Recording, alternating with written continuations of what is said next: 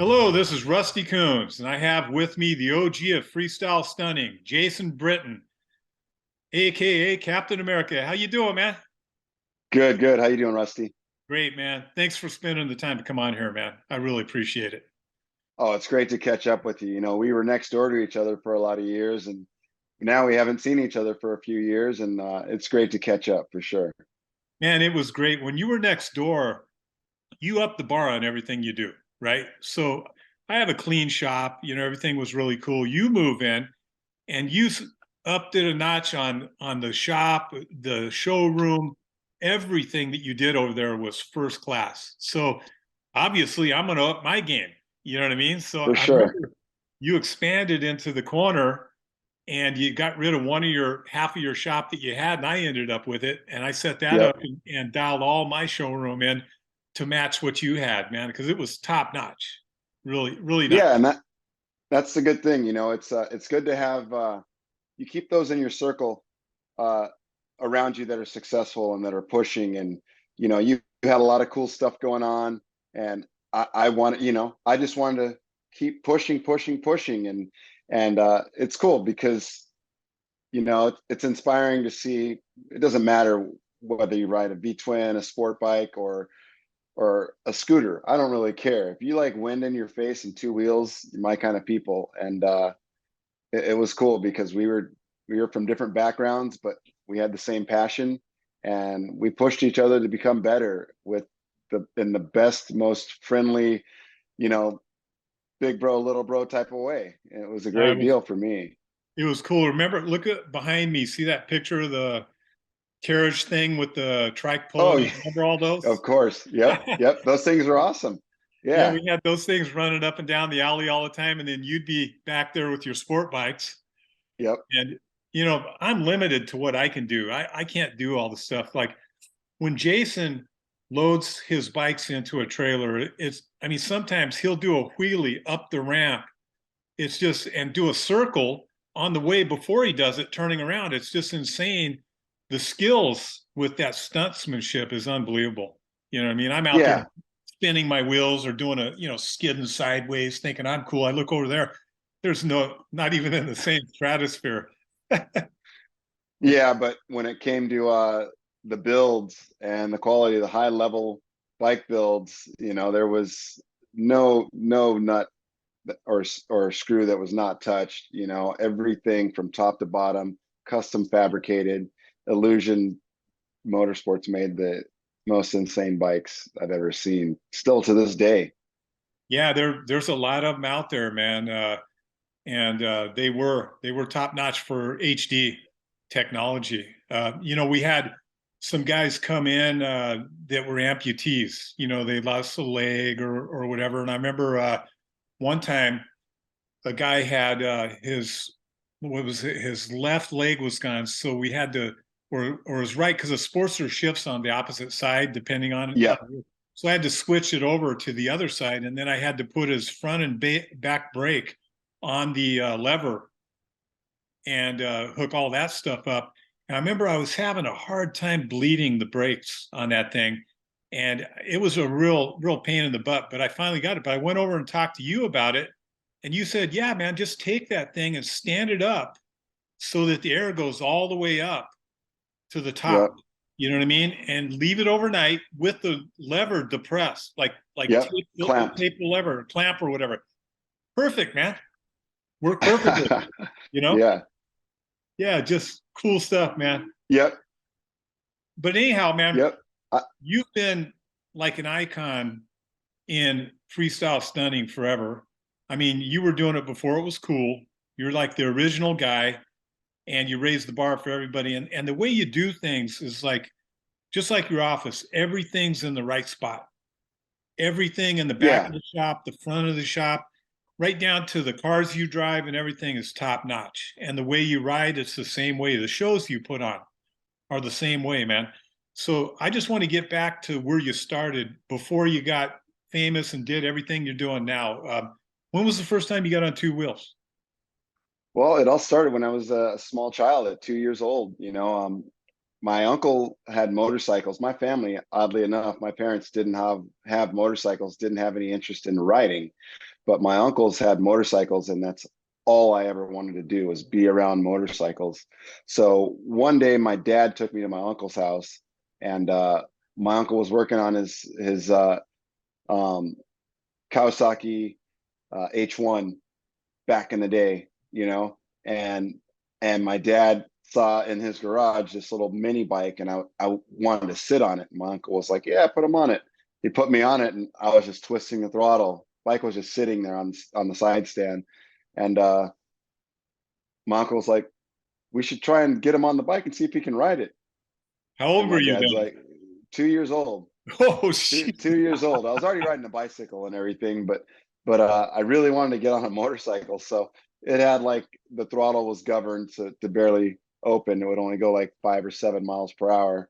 But my uncle gets this thing fired up. He puts me on it, and he's pushing and walking me, and he kind of just lets go, and I took off on the thing, and I'm riding it around the yard, and my dad's like just in shock watching it happen. My uncle's kind of like jogging behind, following me, like not really jogging, but like trotting behind me.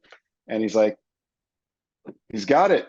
He's got it, you know? And so I rode that thing all day until it was out of gas. And then begged, begged every time we left, I begged to go back and ride motorcycle, motorcycle. My dad took me over there a few times. My uncle ended up giving my dad the motorcycle, and it all started from there. Wow. So what was the next step in your motorcycle career as a rider when you were a kid? So I rode that little trail 50 for, you know, 5 or 6 years, uh till I was like 7, 8 years old. And then I got a little YZ 80, I believe. Maybe I was like 9 or 10 years old actually. And then I got a YZ 80, and man, talk about a two-stroke rocket ship. Uh that's really where my mechanical background kind of began with bikes, was riding this bike, destroying it, putting it back together, riding it, destroying it, repeat. It was just a never ending cycle. But then from there I was hooked. I wanted to go to the track, to go jump supercross style stuff, and just go out there and go as fast as I can go and jump as high as I can jump. And that takes a budget. It takes money. Um, Back then, it was more for fun. There wasn't really much of a future in like supercross or anything like that, but I surely did enjoy it. And So you I were would a always, you were a motocross guy? yeah, yeah, I rode moto for years Wow, and years and years. you don't hear about guys crossing over very much from that to sport bike stunts and all, right? Most guys, if they're Yeah, motocross, they stay there. And stunt riders, you actually went. I had no idea. yeah, yeah. So I rode motocross for years and years, and then um, so me doing that for so many years, loading a bike in the back of a truck, going out to the desert or going to a racetrack, like that became a lot of work. And when I turned like 14 years old, my buddy got a VFR 1000, and I had ridden every dirt bike across the board, but he got this VFR 1000. It was, I mean, then it was a rocket ship. And so he was like learning how to ride, and he wasn't very good, but he was like, "Oh yeah, take it for a ride." And I'm like this 14-year-old kid, I hop on this bike and I ride it down the street, and then I'm coming back and I did a big wheelie, and he's freaking out, losing his mind. Oh my God, that's crazy. I can't believe you did a wheelie on my motorcycle. I was just into high school, and but I was the king of one wheel, from riding my bike pedal bikes to my dirt bike. I would always wheelie everything I ever had. And so I right there, it was hook, line, and sinker. I rode this street bike. I could do wheelies in front of all my friends and impress everyone. And that's kind of where the stunt riding passion really started. And from there, I got, well, I kind of got my own sport bike uh, without my parents knowing. My friend had the bike, but he couldn't afford it. And so I said, well, I'll help with the payments if I can ride it. You know, you keep it at your house, but if I can ride it whenever I want, I'll help you with the payment. And so I was a kid, I was always hustling, making money, whether it was newspaper routes, getting balls out of the golf course at Metal Arc and selling them to the pro, cleaning them up, selling them to the pro shop. I had a bunch of different hustles going on as a kid, just busting my butt. But yeah, so I would go ride around on this 600 Yamaha and wheelie it everywhere. And then that kind of spun into getting my own bike when I turned 16. I got a GSXR 750. And from there, I mean, it's not history, but it was that's what put the stamp on my name as the wheelie guy. I got this GSXR and I was in high school and I would ride anything from my buddies to girls that just wanted an adrenaline rush that were friends, get them on the back of the bike and do a wheelie right past the high school. And it was a huge thing, you know, and that's where the notoriety started. And from there, you know, it just kind of kept taking small steps. I was the best in the neighborhood, and then I was the best in the city, and then I was the best in California. And then, it just, Wow. that like the name just started spreading. And I ended up from there, I kind of graduated high school, played soccer my whole life. That was kind of in the background though, even though that was like the thing that I did. Got a scholarship to go to Arizona State to play soccer and went there for a year. And before enrolling for my second year of free college paid for, first kid in our household to go to college, and it was free. And before I could enroll for my second year of school, all the friends that I made in Arizona went to MMI, Motorcycle Mechanics Oh Institute, yeah. Yeah. which I had already had a lot of experience tearing down motorcycles at that point because I'd had my dirt bikes and then my street bikes. I tore everything down, polished it, customized it, fixed it. And so before enrolling for my second year, I decided to forego the free college and join or enroll at MMI on my own dollar. I had to get student loans and the whole bit. 18 months later, I sent out graduation announcements to my parents, and they're like, "You're not graduating. You still got another 4 years of college, 3 years of college." And it was for MMI. uh, So I graduated from MMI. My parents did not attend. Say less, right? They hated it, but they thought it was just all going to be doom and gloom from there, because I graduated and then I got my first job and I was making $7 an hour working as a yeah. mechanic, buying my own tools, doing all of it against my parents' will, basically. But I was an adult at that time, and I was going to make decisions, and that's what it was. But I worked at a motorcycle shop back in the day, and that's what I did because I couldn't afford a motorcycle at the time. So I would do anything to ride a motorcycle. So I'd work on bikes and just so I could get to do the test ride. It was a 3 mile loop, and that's what I lived for. That's how I spent my time on bikes then, because by that time I had a couple kids, and my main focus was make sure that they have a vehicle to put their car seats in and a roof over their head, diapers, formula, and they were taken care of. So I put my riding to the back burner for a while and worked on bikes, made just scraping by, making barely anything. And at some point in there, I kind of left out that I fought MMA for a little Yeah. while to make money. Yeah. Yeah. So, it's like whatever, it's all hustle, it's all whatever you can do. Like coming up in Huntington Beach, living in Huntington Beach since I was 2 years old, I didn't really, there was no other Black family in my area. So I was like stood out like a sore thumb. And I got a lot of crap for it as a kid.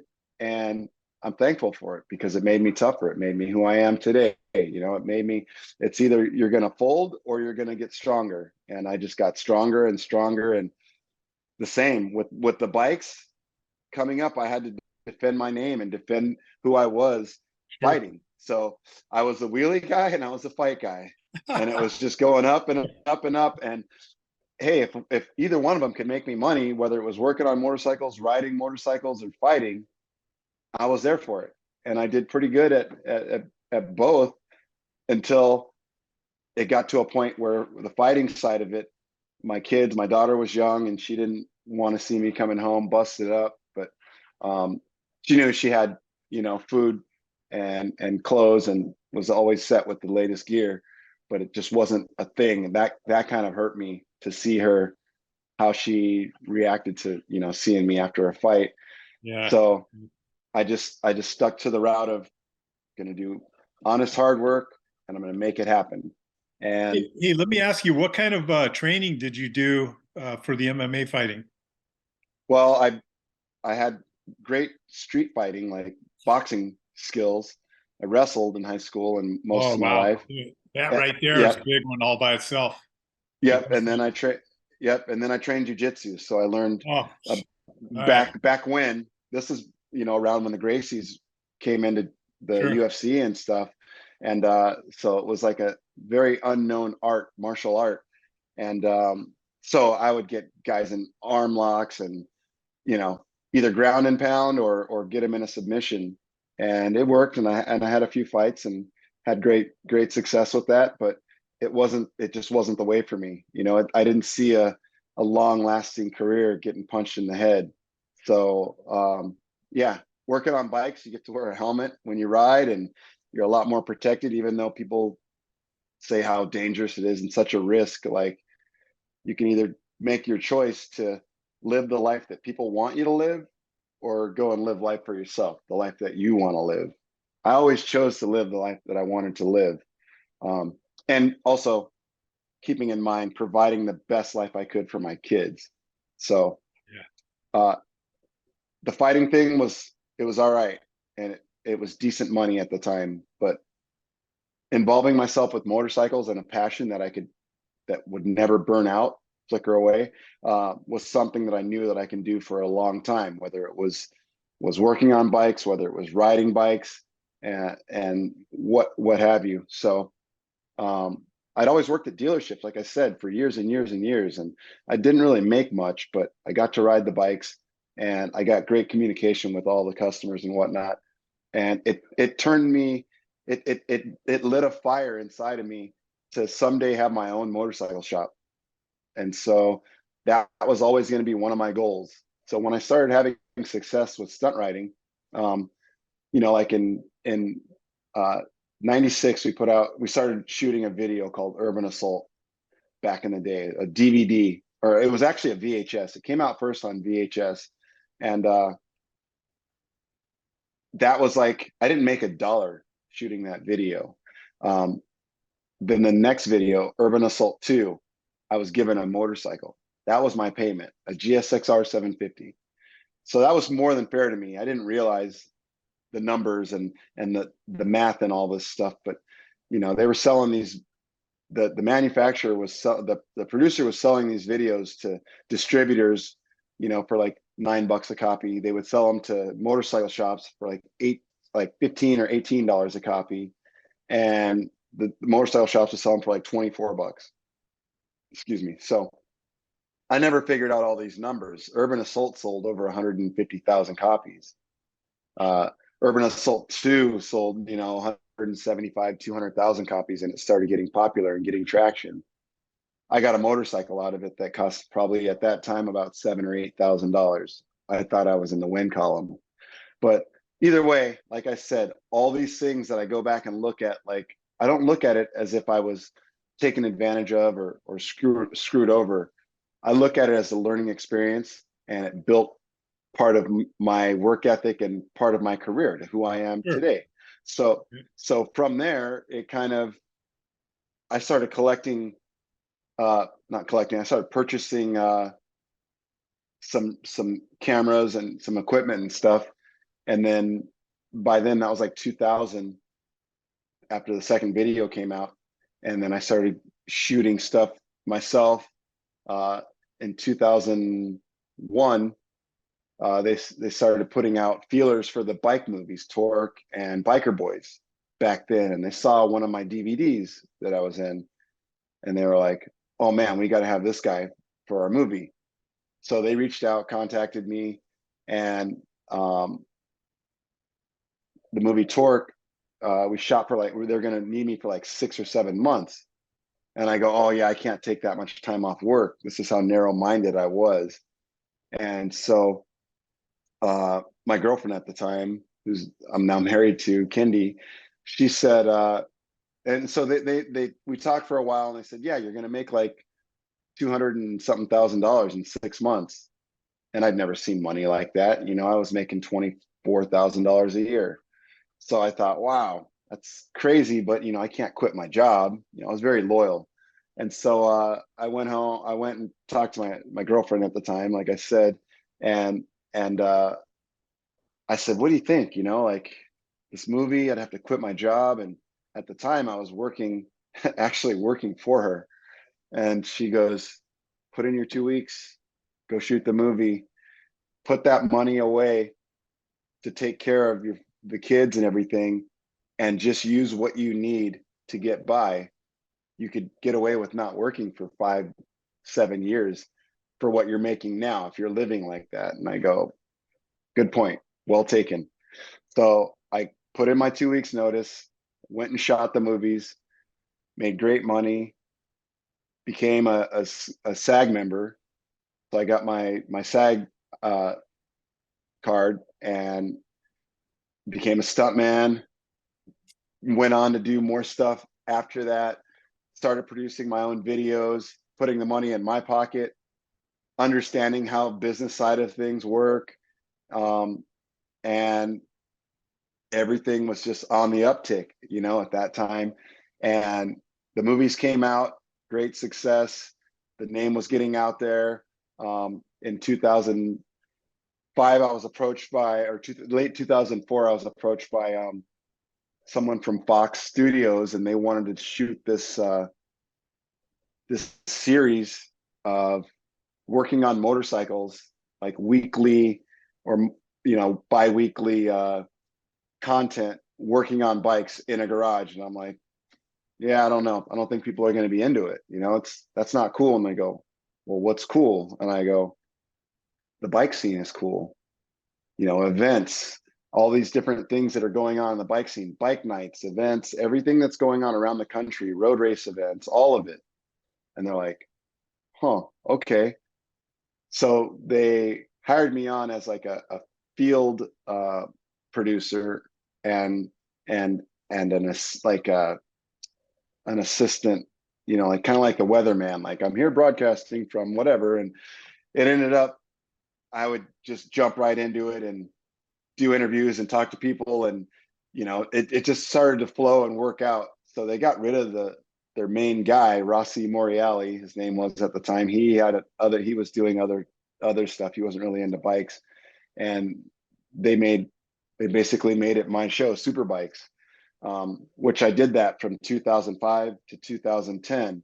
And we traveled all around the country, got to experience everything from all the coolest bike weeks, from Sturgis to Atlantic Bike Week to MotoGP, you name it. Some of the stunt shows, we were just mixing in all kinds of different content, and great numbers, great viewership. And then they wanted to base a show in 2010. They said, "We want to really put the focus on you and your team and what you guys are doing. People have a lot of interest in that." And we did that. We turned the show from Super Bikes.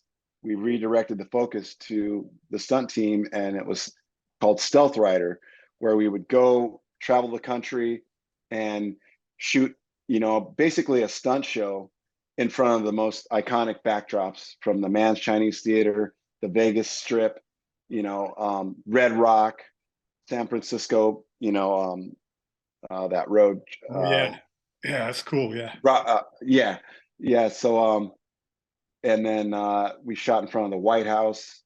I mean, just places that you would never imagine riding a motorcycle. We were able to go shoot that with a permit, get away with it, and I mean, paint the asphalt.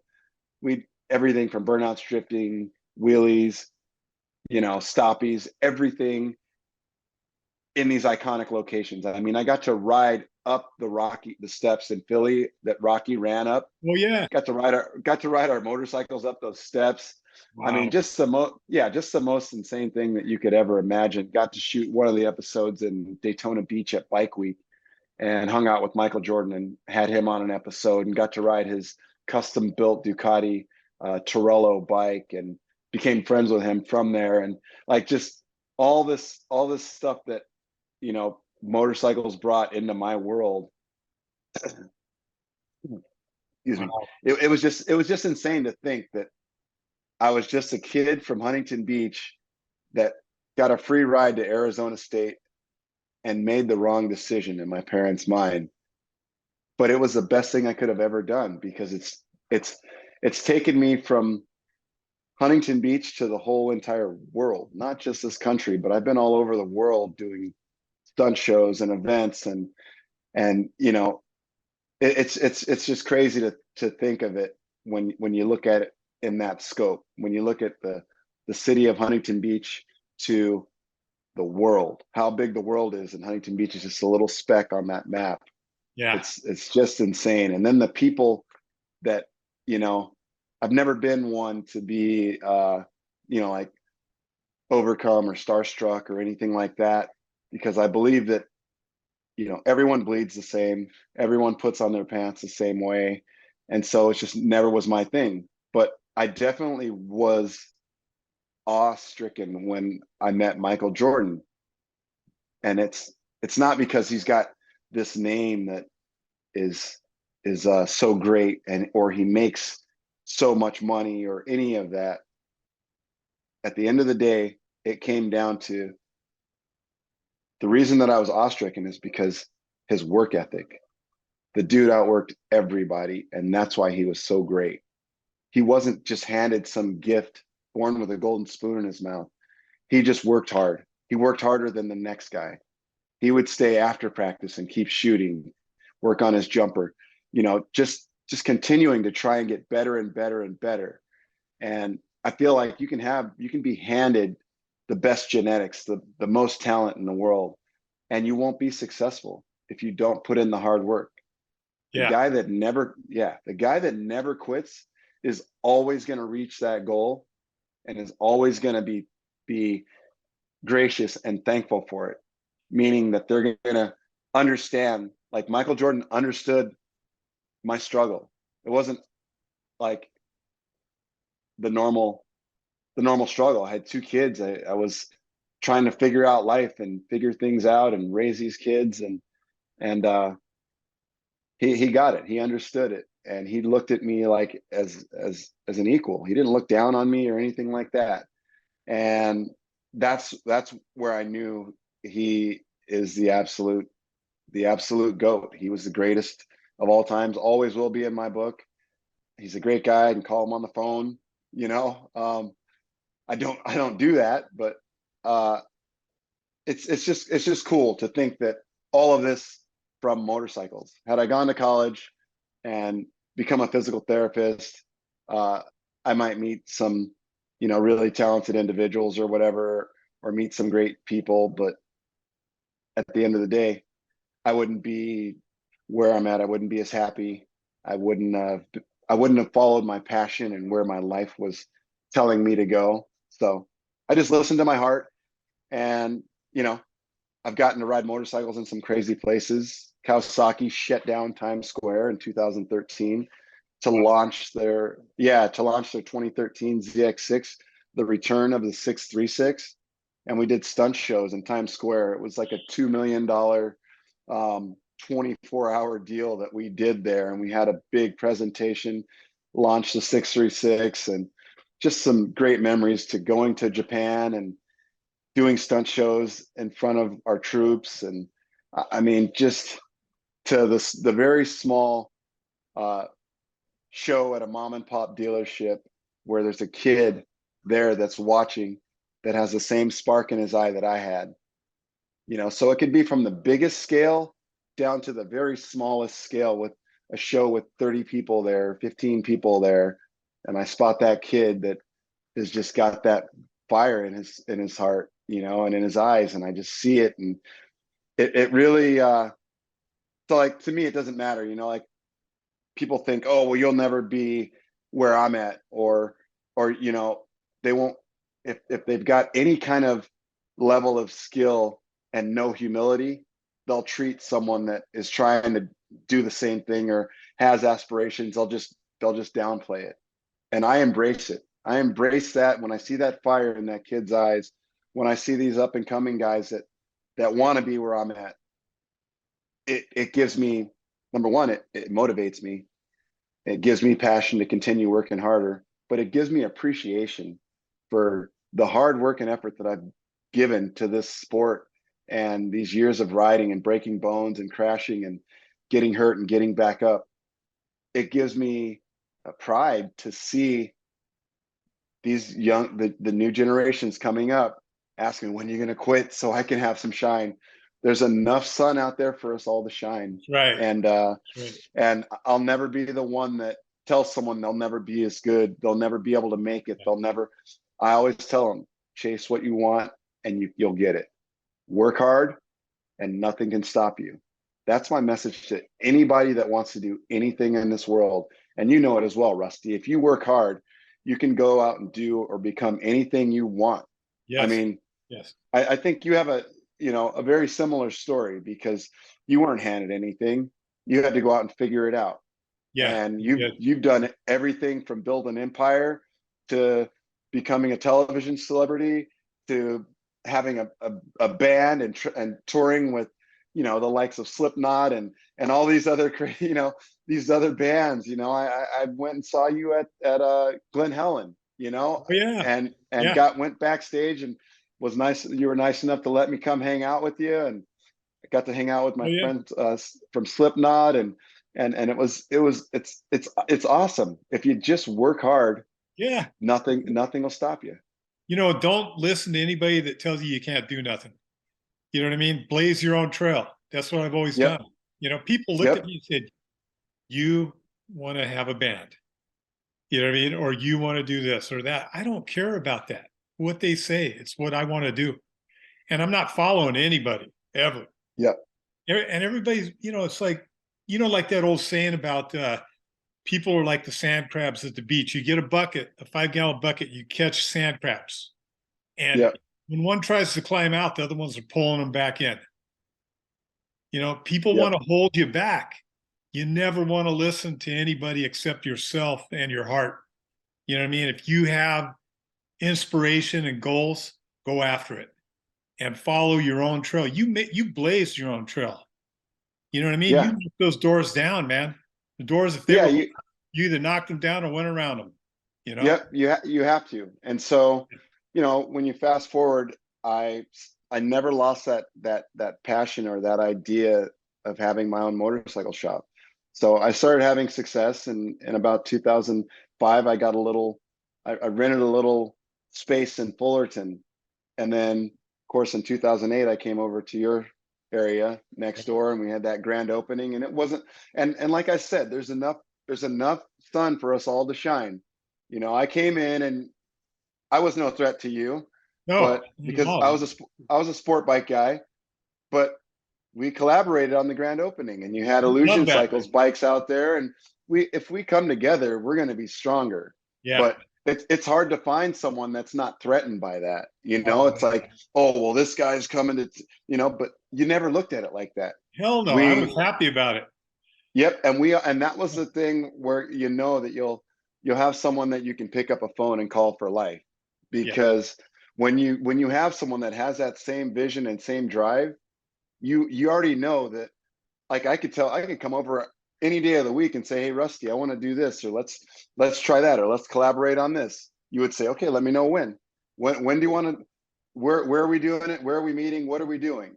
That's And right. that's what it was. And if you asked me, I would say, yeah, no problem. Like, you had a question about this, you asked about that, or you wanted to go do something, let's go do it. Like that's what it was. It's not like, oh, well, we can't do it because of this, or we can't do it because it was, let's go do it. You told me that you were going to make these carriages and it was going to be this big thing. And I'm like, can't wait to see it. I want to check it out. And you're making carriages. The next thing you know, you're making carriages and they're taking over, and it was a big thing. Yeah. Anything that you put your mind to, you told me that about the band, and I'm like, I can't wait. Let's check it out. And then you guys started playing and practicing, and I'm like, cool. And then you got a tour bus, and then holy shit, you got a band. No, I mean, that's really what it came Yeah. down to. It was Yeah. just you saying the word or me saying the word. You know, I had a television show. You saw that production going on next door, and next thing you know, you're doing Sons of Anarchy. You know, I mean, Yeah. it's just funny the way things unfold, and the It way is. that, and you look at the parallels. We're just driven. You know, we both had so many very similar parallels in our life. I was never had a band, but man, the TV Yeah, but show, you and did you do a bunch of stuff I haven't done. I do a yeah, couple things you exactly. might not. But that's a heck of a resume you got going there, man. The MMA, the sport bikes, you know what I mean? All the TV, all the videos. And you made stunting into a really, really good career. Like, I mean, I don't know anybody that's done it like you've done it, you know? Yeah, I absolutely, my biggest drive and biggest goal was that motivation from people telling you you can't do it. That drives me. When people tell people you can't do that, sometimes that'll sway people. For me, it was motivation, it was drive, because now I'm such a competitive person. I want to prove you wrong. Yeah. So even if it's not something that I want to do, I'm just going to do it to prove you wrong, and then I'll move on to the next thing that someone says I can't do. But really, that was it for me, and I wanted to make stunt riding recognizable in a household. You know, where I could, you know, I could see it in different countries and different, you know, and different backgrounds. So now you see stunt riding is, it's worldwide. It's every country, Yeah. and there's so much talent all over the globe, Europe, Asia. I mean, it's insane. And of course, here in the US, it's just grown, you know, beyond any of my expectations. And I don't own it, but I have part in it. I have a strong passion for it and a lot of belief in it. And I want to keep watering the flowers. And that's why I'm in 100% support of these young and up and coming riders that have this fire in their eye, because I want them, someone's going to have to continue keeping this movement going. Yeah. And I'll be able to sit back at some point and go, wow, this has become way more than I could have ever expected. And it's not because of me, it's because of me and all the other guys that are putting in that effort, that are sharing their passion. You know, the guys that shut down the passion and say, oh, you can't ride here, this is our spot, or you suck, or you'll never learn how to wheelie. Like, those guys aren't trying to water flowers. Those guys are trying to push people down so that they can be seen and get shine. Yeah. Yeah. That's Like I the wrong said, way. Yeah. yeah, Negative.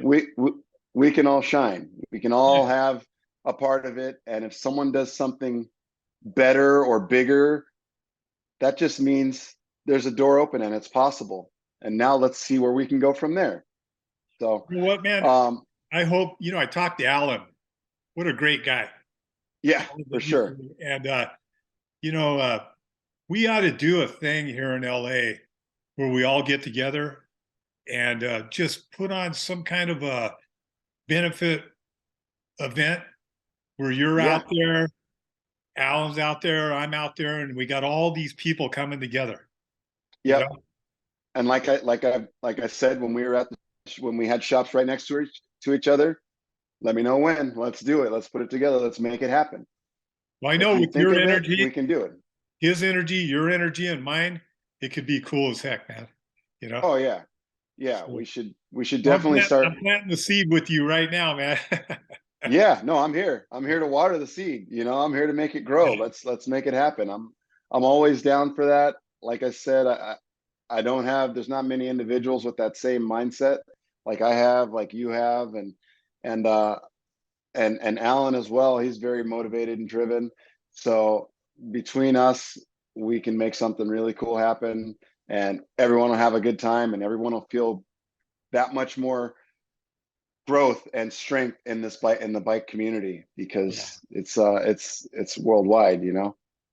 I'm with you, bro. Okay, is there anything else you want to add before we sign out? Uh, you know, obviously a big thank you to all the sponsors that have, you know, been with me from like Kawasaki, like day one, Monster Energy, obviously Dunlop Tires, Icon Motorsports, all the fans that have supported and helped me get to where I am. You guys are the reason that I'm here, and very thankful for that. It's been a long career. I'm still doing it. This has been, you know, since '96. We're coming up on, hate to say it, but 30 years of riding motorcycles and entertaining people. I wouldn't change a thing, and nothing but big things coming in the future. You know, I mean, there's always more that I can do. I'm still able to walk, and I'm still able to ride a motorcycle, so I can still go up from here. Well, I'll tell you what, everybody, Jason Britton, the biggest class act I've ever known, one of the most talented individuals ever, and probably one of the most humble people I've ever known. I'm honored to have you here, brother. It's good to be here. And if you need to collect any more info on myself, jasonbritton.com, or you can find me on Instagram at jasonbritton1, or the shop No Limit Motorsports. You can look us up. If you need any service for your bikes, we'll take care of that as well. Right on, man. All right, man. I'll talk to you soon, okay? All right, thanks, Thank Rusty. you Great again. talking to you, man.